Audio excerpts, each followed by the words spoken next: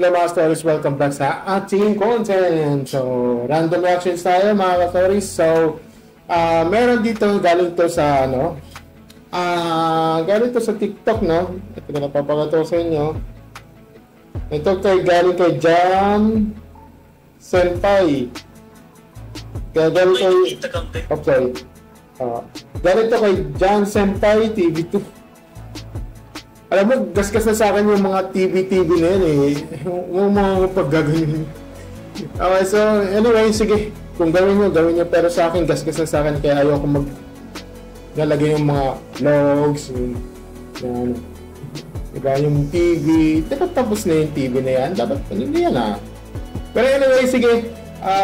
Panoorin natin to sa, itong video na to. Parang pinagmumukhaan tayo na na naging third world. Well, totoo naman na third world naman 'yan. Pero kasi ito sa Japan, parang kinukumpara sa Pilipinas yan naman tayo. Kumpara na naman sa ganito. So, panoorin natin to saglit. Ito yung ito sa galing kay Jan Senpai. So, ito. Dito sa Japan, pag may nakita kang ganyang sticker, it means kakakuha mo lang ng driver license. Ilalagay mo yan sa harap at likod ng iyong sasakyan sa loob ng 1 taon. At ito ay para sa mga senior citizen. At ito din. At ito ay para sa mga may kapansanan sa pandinig. Kaya kung nagmamaneho ka at nakita mo sila sa unahan mo at napansin mong mabagal sila, dapat ikaw ang mag-adjust. Huwag mo masyado silang dikitan o biglang ikat sa harap dahil matatarantayan sila at mag-cause ng aksidente. At iwas na rin road rage kasi nga naiintindihan mo ano ang pakiramdam ng may mga sticker na ganyan. Kaya napaka-importante talaga na bago magmaneho, dapat talaga na makapasa sa driving test. Sa palagay nyo guys, epektibo ba sa Pilipinas kung may ganyang mga stickers? Hindi epektibo dito. Okay? Unang-una, iba ang Japan sa Pilipinas. Okay? Diba? Hindi may epektibo. Unang-una, pag ganyan yung first time na na lalagay sa Pilipinas, pag first time, welcome to the welcome to the driving experience. Okay?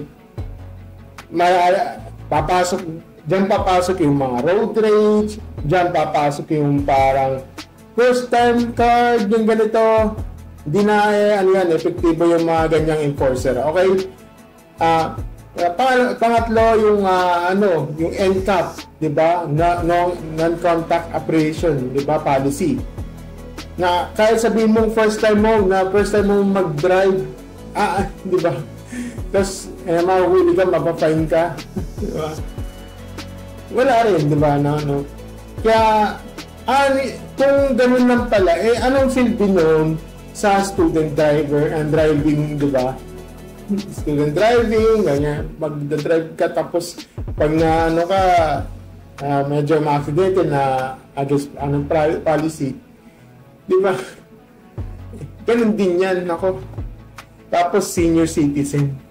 Kami pa mag-a-adjust. Paano kung mabagal yung tapos ganito, mangyayari. Pag titripan ka, road rage ka itong senior citizen na to, paano gagamitin na naman to sa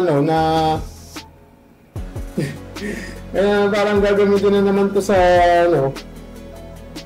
na itong card na to, sinasabi niya na matanda card, yung ganyan, card baguhan card, o tradisyon, yung walang license. Diba? Kaya yung sinasabi ng PWD card, dapat doon pa lang hindi napasado yun eh. Yung mga yung driver tapos may PWD card, lalo na sa tenga na hindi ka maririnig. Na yan eh. Dapat di kasama yan eh. Bagsak na yan eh, diba?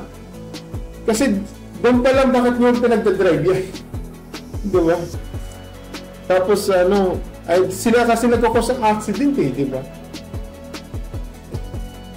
Kalungkot dito, tinan mo, katulad yung mga sabi sa mga comment section. Useless sticker yan sa Pinas as long as may fixer. agree. Exactly, di ba? Sa mga, yan, yung mga vlogger dyan, Ray, effective. Nako, labo talaga ng Pilipinas, sir. Kahit baguhan o matanda na lang, mag-road rage yan. Di maiwasan yan. Road rage pa, di ba? Yun. Okay. Siguro yung mga, sabi na dito, sa Philippines. Dito sa pag mabagal ka, bubusinahan ka, liliko ka rin na abang overtake ka pa. Daming kamote dyan, literal. Daming kamote, hindi lang rider, pati yung mga motorista. Aminin na lang natin ganun. Ganun talaga sa Pilipinas. Huwag mo kung sino man itong uploader na to, huwag mo i-compara dito, okay, sa isang third world country. Okay? Kung ikaw pala, kung nasa Japan yan, sa kanila lang yan. Okay?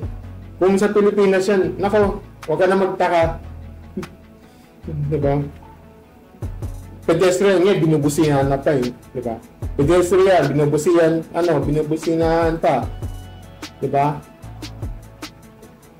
Yun ang ibig yun. Pag tatawid, may sasabihin, may emergency card, ganyan. Yung paglalala ko sa ganyan. So, huwag mong i-compare dito sa Pilipinas. Ginagawa nyo, kino-compare nyo. Naghahalata ang tanga dyan. Ilang masasabi, ilang. See.